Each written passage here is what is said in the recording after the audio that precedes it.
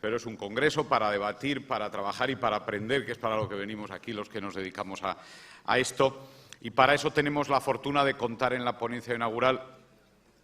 con doña Lourdes Arastey, magistrada de la Sala de lo Social del Tribunal Supremo.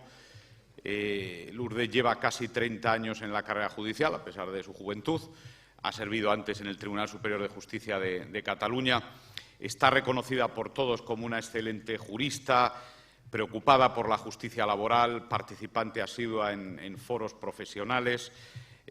muy comprometida con la mediación como modo de resolver controversias. Lourdes es presidenta de la sección española del Grupo Europeo de Magistrados por la Mediación, que yo creo que está haciendo un trabajo magnífico. Y además de todo ello, pues es amable, cercana y ha hecho un esfuerzo tremendo para estar hoy aquí, porque cuando se marche tiene esta tarde otras 3 o 4 horas de intervención o de ponencia en otro sitio. Por tanto, pues bueno, ha hecho un verdadero esfuerzo por estar hoy a hablar de un tema apasionante y de actualidad, lamentablemente de actualidad. Ojalá no hubiera despidos colectivos, pero son para todos un caballo de batalla y, por tanto, hay que conocer las reglas. Por la posición que tiene como magistrada del Tribunal Supremo, pues bueno, pues podrá ilustrarnos además de dónde empieza a caminar la doctrina del Tribunal Supremo. Todavía hay pocas sentencias, pero empieza a haber ya algunas, casi todas ellas además, o todas decididas en Sala General. Por tanto, yo creo que nos va a ayudar a tener también unas ideas claras sobre la interpretación de las normas, aunque antes de que se interpreten, pues ya nos las cambian en agosto otra vez, con lo cual va siendo muy difícil tener doctrina. Muchas gracias, Lourdes, por estar aquí hoy y cuando quieras. Bueno, muchas gracias a la presentación, Martín, y sobre todo muchas gracias a la asociación por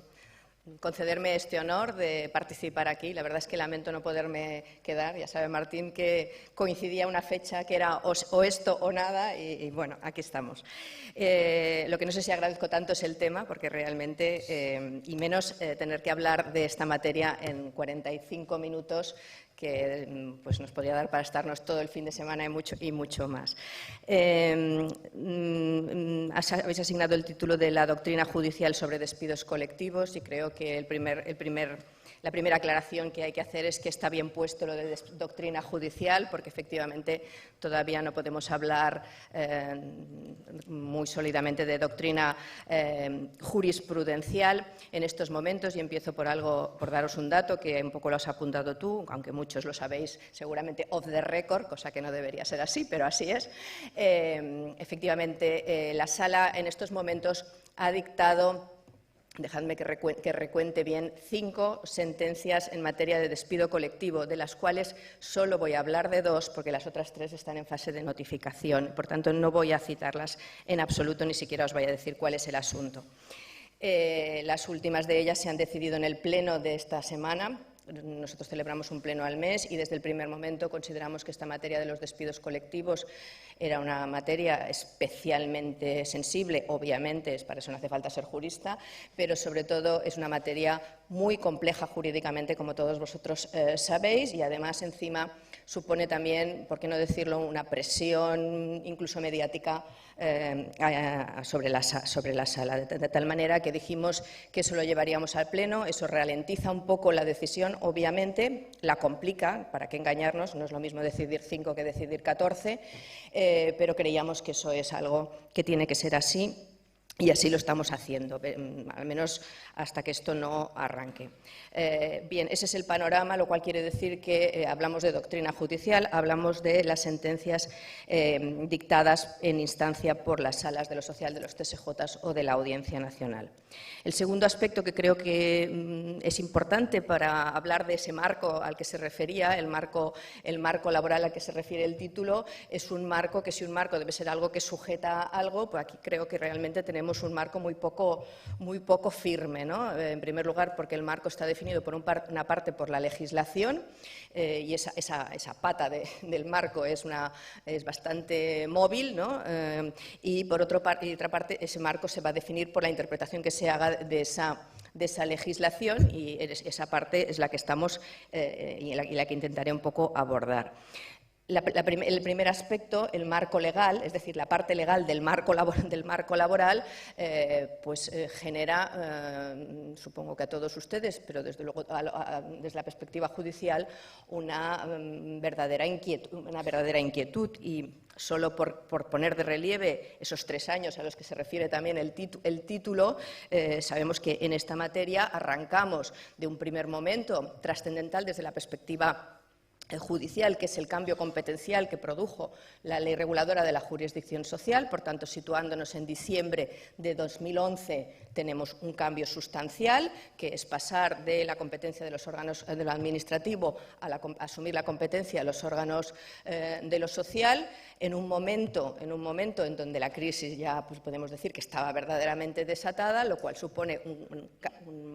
el traspaso de un volumen de papel, de un volumen de competencias importante, marco que duró poco, porque en febrero aparece la llamada ya reforma laboral de 2012, donde se produce una modificación que deja pequeña la anterior en esta materia, en tanto en cuanto desaparece la autorización administrativa y, por tanto, se cambia totalmente el panorama.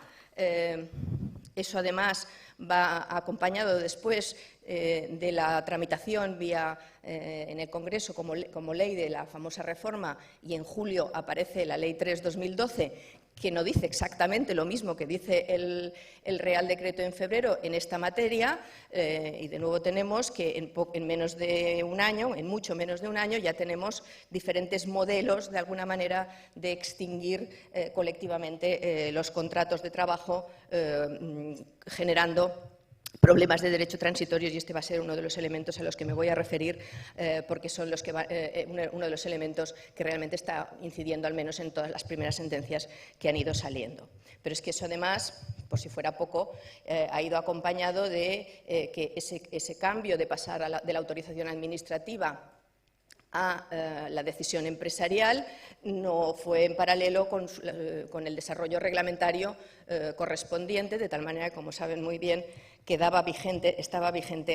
un Real Decreto, por otra parte, nuevo, que era de 2011, el 801-2011, que no se acomodó a hablar el mismo lenguaje que el texto legal hasta octubre de 2012, con lo cual también ahí eso ha generado muchos problemas de interpretación. Y, por último, por el medio, hubo algo verdaderamente particular, que es que el 8 de marzo, se dicta una orden ministerial diciendo cómo hay que entender, vigente o no, el reglamento anterior. Ese primer elemento sí que ha sido abordado por esas 2 sentencias, y entro ya en ir apuntando qué materias han sido objeto de pronunciamiento. En esas 2 sentencias, como digo, del Tribunal Supremo, se analiza el papel de la famosa orden de 8 de marzo, para decir, en la primera sentencia del Tribunal Supremo, que es la de 20 de marzo de 2013, me voy a ir refiriendo a los asuntos un poco a la moda europea, citando a la empresa, porque quizás sí todos lo conocemos mejor. Es Talleres López, ¿no? 23 de marzo de 2013, la Sala Cuarta. En la Sala Cuarta dice que prescinde completamente de lo que pueda establecer la orden, y que la califica de peculiar y anómala disposición que, por su ínfimo rango, nunca podría condicionar la aplicación, alcance o interpretación del Real Decreto Ley 3/12 o la vigencia y extensión del Real Decreto 801 del Reglamento 801/2011. En la segunda sentencia, que es la de 27 de mayo de 2013, el asunto Aserpal, que proviene precisamente de la Sala de Galicia. La propia Sala de Galicia ya había puesto de relieve que la orden era de dudosa obligatoriedad, decía la sentencia de instancia. Bien, la Sala Cuarta va más allá y dice que la califica de absoluta ineficacia normativa. No cabe una habilitación del reglamento para decidir su propio contenido normativo vigente y, por tanto, no hay duda de que está vigente el reglamento mientras no sea derogado, cosa que, como saben, se produjo en octubre vía Real Decreto 1483/2012. Esto veremos que después tiene cierta trascendencia, bastante trascendencia en concreciones aplicativas de exigencias concretas que emanan del propio reglamento, sobre todo en la tan compleja materia relacionada con la famosa documentación que hay que aportar, la obligatoriedad y, en suma, con el tema de la nulidad de los despidos. Este panorama, que se ve que parecía poco, se ha visto todavía trufado con el Real Decreto Ley 11/2013, el Real Decreto de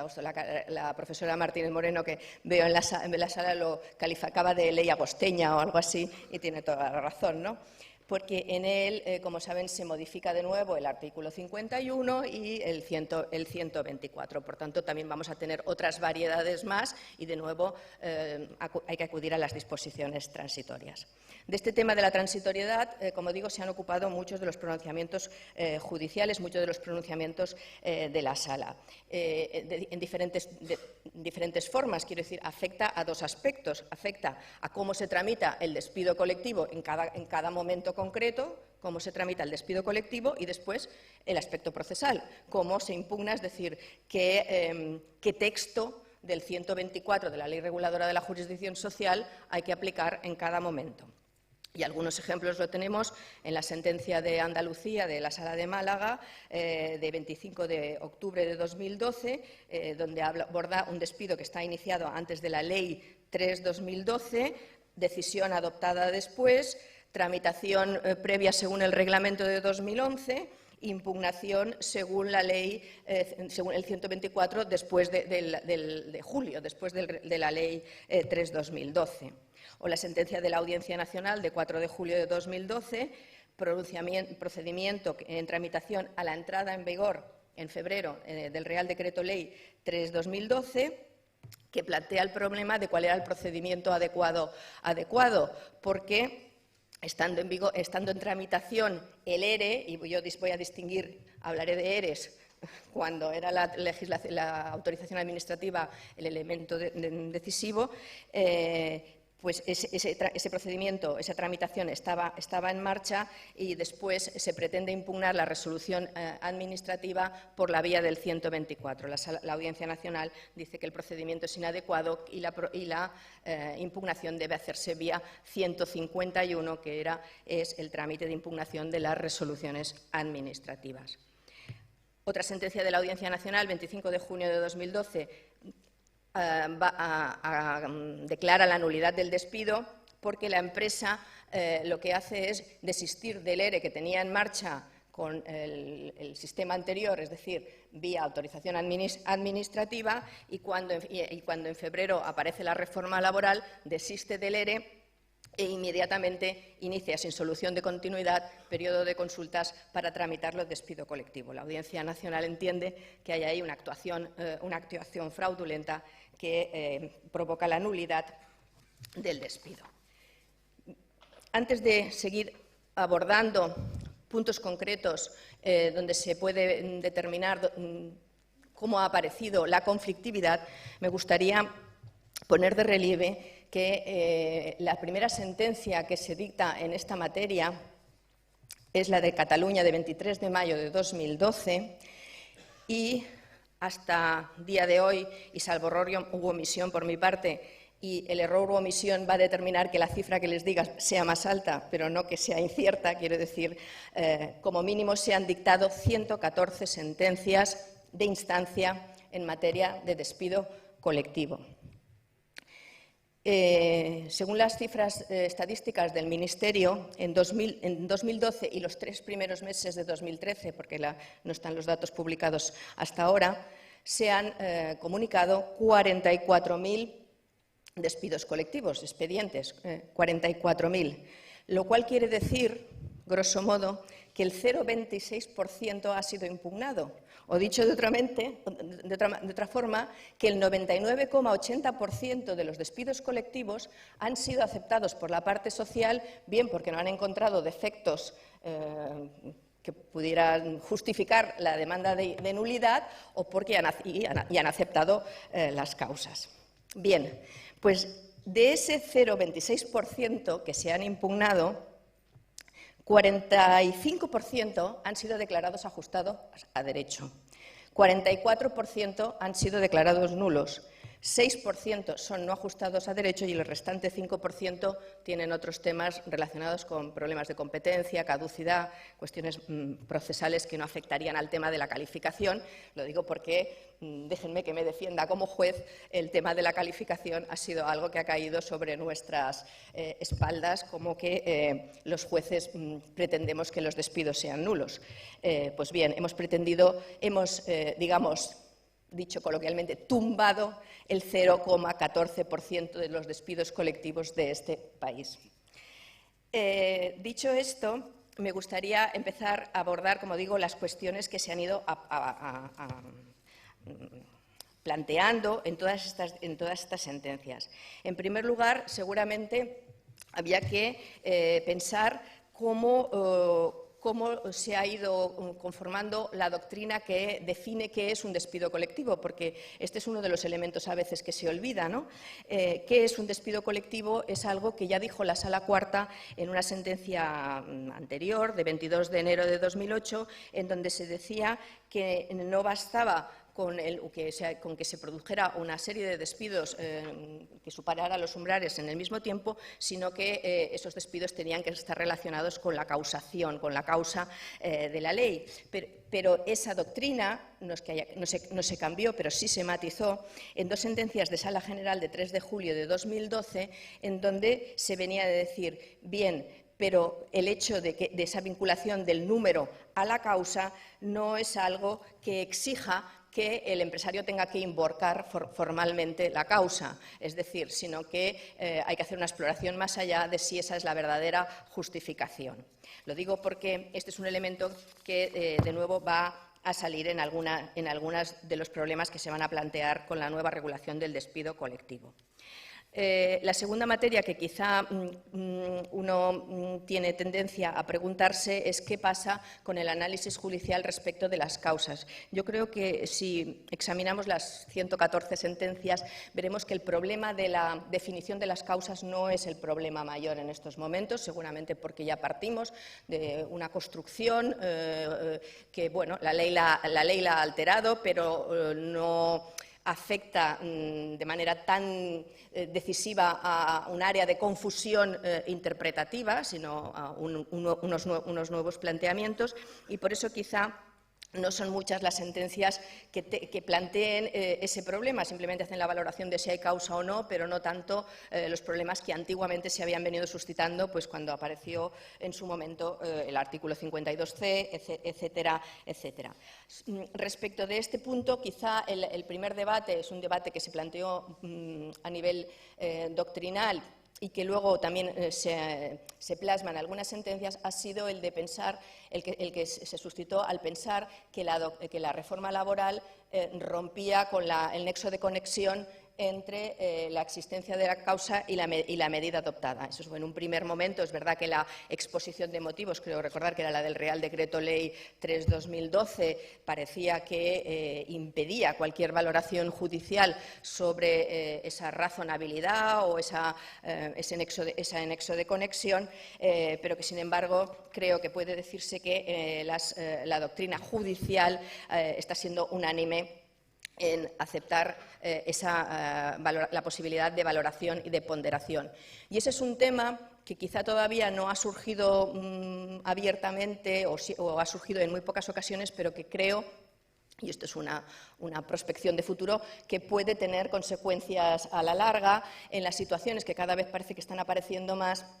en las que ha habido antes del expediente del despido colectivo, ha habido antes la adopción de otra medida de carácter colectivo, que la empresa pues, a lo mejor ha considerado después que no ha sido suficiente y pese a lo que pasó en el expediente o en el trámite de una modificación sustancial o de una reducción de jornada o de una suspensión, después igualmente se va al despido, porque ahí empiezan a entrar en valor esa ponderación de el equilibrio de la medida, cosa que, como insisto, creo que la ley, desde luego, no cierra a que se haga esa valoración judicial. Por tanto, en materia de análisis de las causas stricto sensu, quizá no debo detenerme. El único matiz puede estar en la aparición de los despidos colectivos que se están empezando a dar en las administraciones públicas. Aquí creo que tenemos también abierto un foro de debate jurídico importante. Tenemos ya algunas sentencias en el caso de algunos ayuntamientos, el Ayuntamiento de Gáldar, el Ayuntamiento de La Oliva, 2 sentencias de la Sala de Las Palmas, hay una sentencia de la Sala de Sevilla respecto del Ayuntamiento de Jerez de la Frontera y otra de Málaga debe ser porque es el Ayuntamiento de Estepona. Todo relacionado con la famosa disposición adicional 20ª del Estatuto de los Trabajadores y creo que tenemos la pelota en el tejado de definir exactamente qué es la insuficiencia presupuestaria sobrevenida. Ese va a ser un problema que, como digo, ya han abordado estas sentencias, la sentencia, por ejemplo, del Ayuntamiento de Estepona de Málaga de 25 de octubre de 2012, que aprecia la existencia de causa, tanto organizativa como económica, en relación a un plan de ajustes que aprobó el Ayuntamiento para hacer frente a las deudas con los proveedores, porque estamos detectando que en estas situaciones de los ayuntamientos se junta de alguna manera el debate sobre aquellas medidas que se acordaron para que los ayuntamientos se pusieran al día en sus deudas con los proveedores y entonces aquí empieza un problema de cifras y de contabilidad complejo para determinar en qué medida eso ha de ser tenido en cuenta a la hora de analizar la causa. Y quizá algo parecido sucede en la sentencia del Ayuntamiento de Gáldar, de Las Palmas, de 19 de diciembre de 2012. Bien. Por el momento, las primeras sentencias, y yo creo que el grueso, presentan el problema más generalizado de la nulidad por razón de incumplimientos formales. Y además en las 2 vías, una en el cumplimiento de la obligación relacionadas con el periodo de consulta, y ahí entraría todo el tema de negociar de buena fe, inamovilidad de la posición de la empresa, lo que además luego a veces se adorna con problemas de legitimación y de composición de las comisiones. Y el segundo problema, como he dicho antes, el problema del deber de información y, por tanto, lo que guarda relación con el tema de la documentación, tanto en la comunicación como a la parte social como a la autoridad laboral. Respecto del periodo de consultas, las sentencias creo que la mayoría empiezan a decantarse por entender que ese periodo de consultas ha de ser analizado de una manera finalística, es decir, no por un cumplimiento meramente formal del periodo de consultas, ahora me referiré a algunos aspectos, sino analizando cuál es el objetivo del propio periodo de consultas. Y, desde luego, esto es lo que ha dicho la Sala Cuarta en las 2 sentencias que he citado, en donde, de una manera u otra, en ninguna de las 2 es algo que sea el núcleo central de la decisión, pero sí que se aborda esa cuestión de que, por ejemplo, cuestiones tales como el análisis de la inamovilidad de la posición de la empresa, cómo debe hacerse. En la primera de las sentencias de la Sala Cuarta, que es la de Talleres López, precisamente la sentencia de Madrid, que era la recurrida, uno de los elementos, una de las causas por las que declaraba la nulidad era la inamovilidad de la empresa. Decía que la empresa no había cambiado su posición desde el primer momento y que eso debía ser interpretado como una falta de interés por la negociación o impedía la negociación y, por tanto,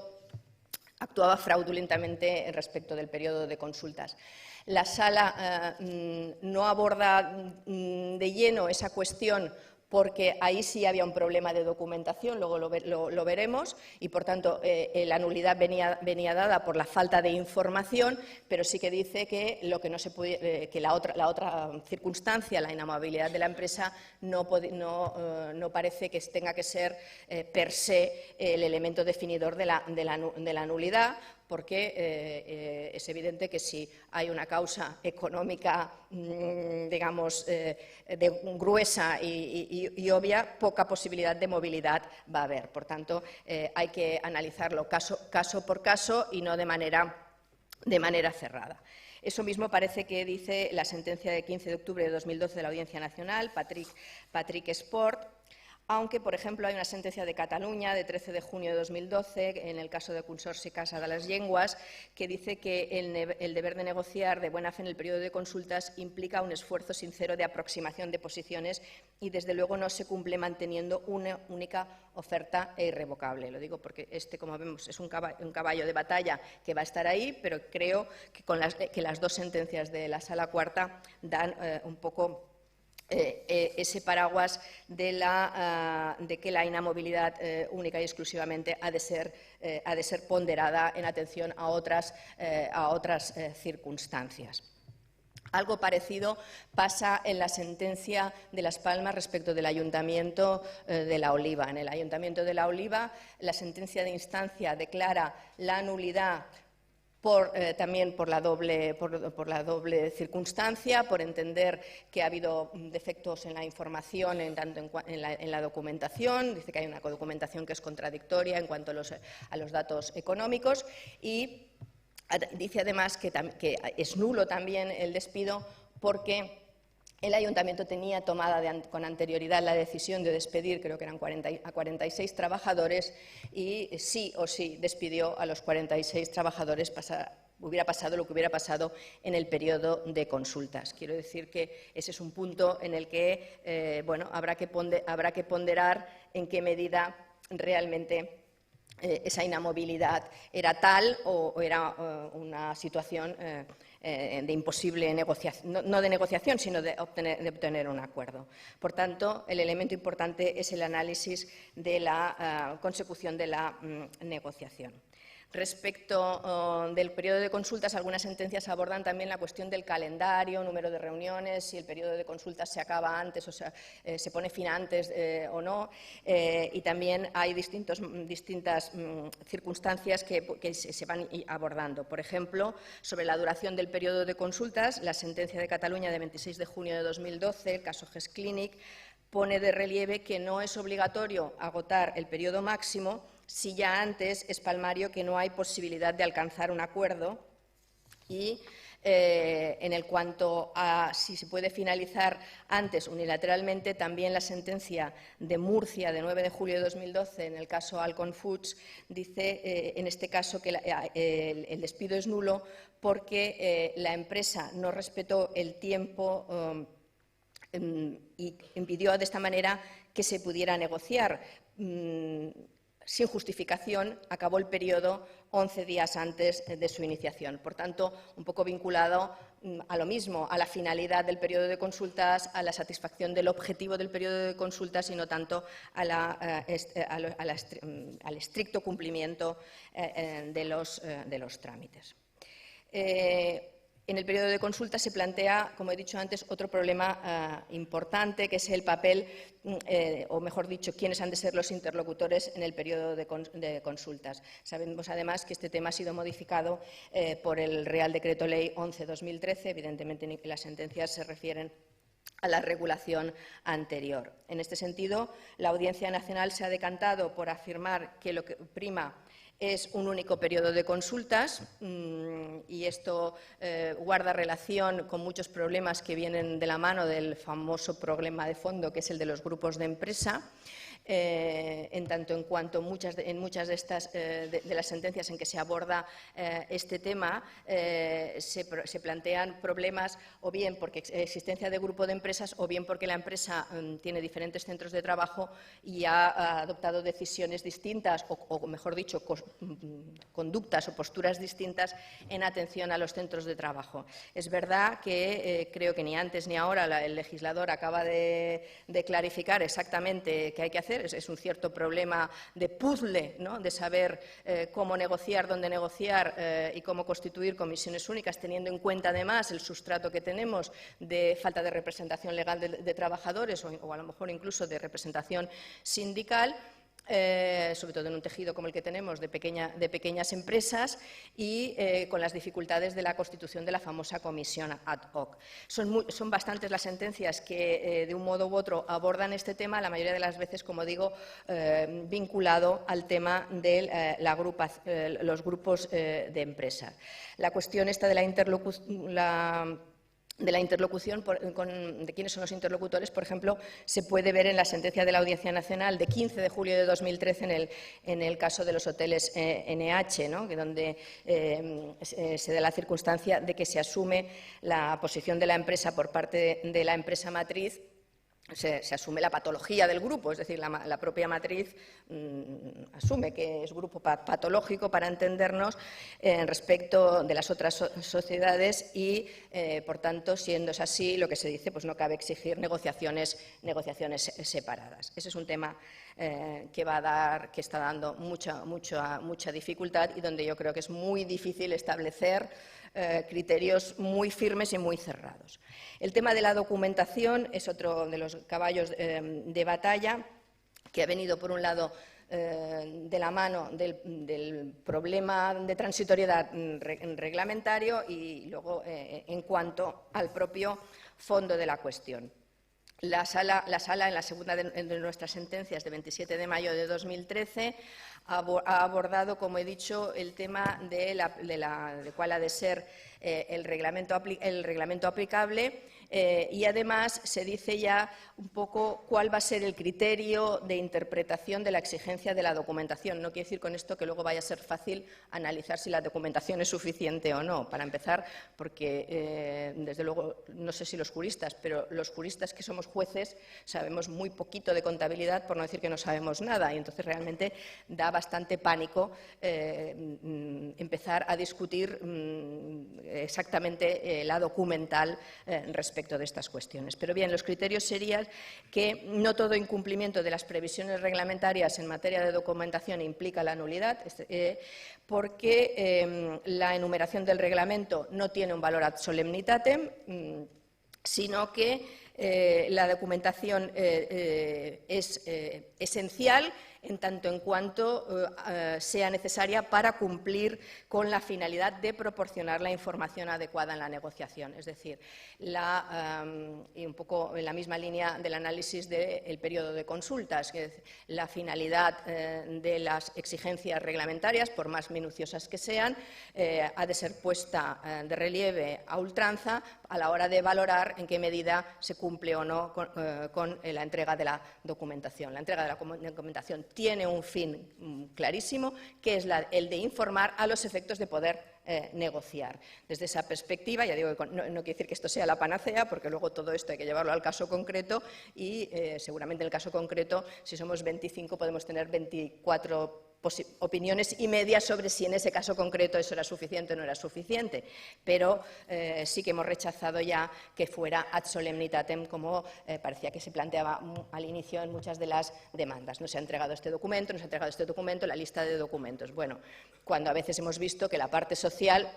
exige un documento que va a dar un dato que conoce perfectamente y lo conoce tanto como que después ataca el fondo en la causa, ataca ese dato. Esto serían los elementos que creo que serían más importantes, tal como está en estos momentos la doctrina, la cuestión del efecto de la documentación. En cuanto a En cuanto a la cuestión de los grupos de empresas, que guarda relación de nuevo y que se pone de relieve de nuevo con el tema de la documentación, vuelve a salir aquí, porque si sale en la determinación de los interlocutores, sale también por esta vía cuál es la documentación que hay que entregar en el caso de los grupos de empresas. En este se vuelve a plantear para poner de relieve, y creo que ese es el criterio que se sigue de la segunda de nuestras sentencias, la de 27 de mayo, y es la de ponerlo en relación con el análisis de la patología o no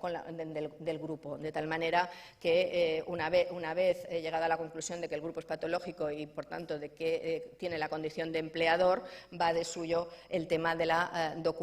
documentación, igual que va de suyo el tema de la carga de la prueba de la causa. Ahora bien, la cuestión está en el matiz que exige el reglamento sobre la necesidad de aportar una determinada documentación cuando se forme parte de un grupo, lo que no quiere decir que sea de un grupo de empresas patológicos, sino ajustado a derecho y, por tanto, un grupo mercantil. Y se ha puesto en duda sobre si el incumplimiento de ese dato tiene un valor distinto que aquel que hemos visto antes ad solemnitatem. Y hemos entendido que la exigencia del reglamento precisamente es una exigencia que va ligada a la posibilidad de control de la existencia o no de patología, de tal manera que cuando no hay un problema de estas circunstancias, esa exigencia documental va a tener el mismo alcance que cualquier otra exigencia documental que no tiene trascendencia en la calificación. Por tanto, no quiere eso decir que por el hecho de que el reglamento pida esa determinada documentación se exige inmediatamente que todo el proceso de despido colectivo haya tenido que ser llevado como si fuera una única empresa, sino que lo que se hace por parte del reglamento es facilite usted la información para, poder excluir la posibilidad de que exista una patología en el grupo. Esa ha sido la interpretación que se ha hecho hasta el momento. Otro de los temas importantes viene dado por el tema de la legitimación para impugnar el despido vía 124. Hay varias sentencias que van abordando diferentes situaciones. Evidentemente, ningún problema con la representación legal de los trabajadores. Hay alguna sentencia que tiene algún problema sobre este punto, pero creo que no es un problema específico del despido colectivo, como, por ejemplo, que si estaba legitimada o no la presidenta del comité de empresa. Bueno, pues igual que lo está para el conflicto colectivo, creo que no hay ningún problema. Quizá va a plantear alguna duda el tema de la legitimación que se otorga a la empresa después de la modificación vía la Ley 3/2012. Yo he detectado dos sentencias, no sé, a lo mejor hay alguna más, pero no he sabido verlas, en donde ya se produce la impugnación del despido a instancia de la empresa. La primera es la de Cantabria, de 26 de septiembre de 2012, el caso Sodercan, y la otra es de Murcia, de 21 de diciembre de 2012, en el caso de una sociedad agraria de transformación, Campo Unión. La cuestión de la legitimación de la parte sindical también es algo que se ha abordado en alguna sentencia, como por ejemplo en la del País Vasco de 9 de octubre de 2012, el caso del grupo Celsa, despido en que se produce el cierre de 2 centros de trabajo en la provincia de Álava,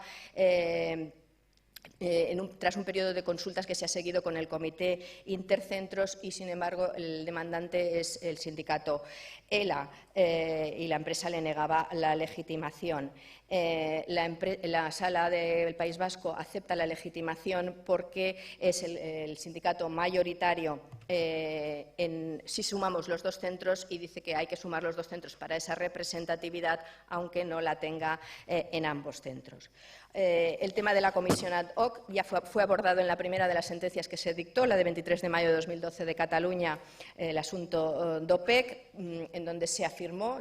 diciendo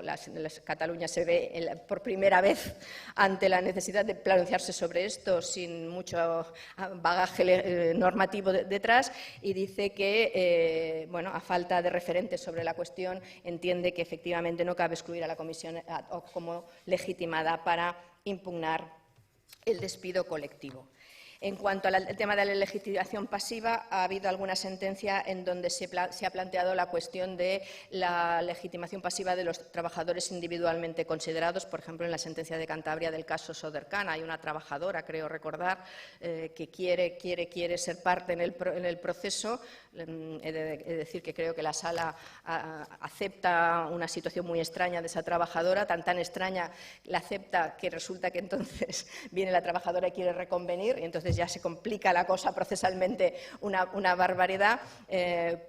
seguramente porque no debíamos haber abierto esa vía de permitir que una trabajadora individualmente pudiera ser admitida como parte, porque le dice, bueno, usted no es parte, pero sí es parte, pero tiene posibilidad de intervenir, empieza a utilizar la ley de enjuiciamiento civil y muy bien, en un principio muy garantista, pero claro, la garantía nos sale un poco cara cuando resulta que la trabajadora no solo quiere ser parte, sino que va y reconviene. Entonces, ¿qué hacemos con una reconvención de un trabajador individual en medio de un despido colectivo? Bueno, empezamos aquí a debatir sobre la acumulación de acciones, etcétera, etcétera, etcétera. La sentencia de Cantabria verán que aborda esta cuestión. Y con esto acabaría, y además lo acabaría para dejarlo abierto, porque yo creo que es el futuro, pero el futuro ya estamos en ello, ¿no? Es el tema del efecto de la sentencia, del despido colectivo, no solo en los despidos individuales, que, bueno, más o menos la ley ha ido encauzando el tema, sino en la ejecutividad o en la ejecución de la propia sentencia de despido colectivo, que desde el primer momento, quizá también por las premuras del legislador, dejó en una fase de que parecía que la sentencia era declarativa, que ha ido evolucionando hasta la última reforma del mes de agosto, en donde deja la duda, no sé si no la voy a resolver, pero la duda de si el alcance de posibilidad de ejecución de la sentencia en el caso de la nulidad, efectivamente. Y, pues, por ejemplo, eso ya nos ha planteado en la Sala Cuarta un problema en una queja, porque se le exigía a la empresa la consignación para recurrir. Y por esa vía ha llegado a la Sala Cuarta, antes, evidentemente, de este tema de la ley, con muchas dudas. Hay un auto que niega la necesidad de consignación, pero pónganlo en la nevera, porque con la interpretación que parece que pueda deducirse ahora del 200, no recuerdo qué artículo es, que también se modifica, en donde cabe la ejecución, está más en entredicho que la empresa a la que se le declara la nulidad, si quiere recurrir, no tenga que cuantificar y, por tanto,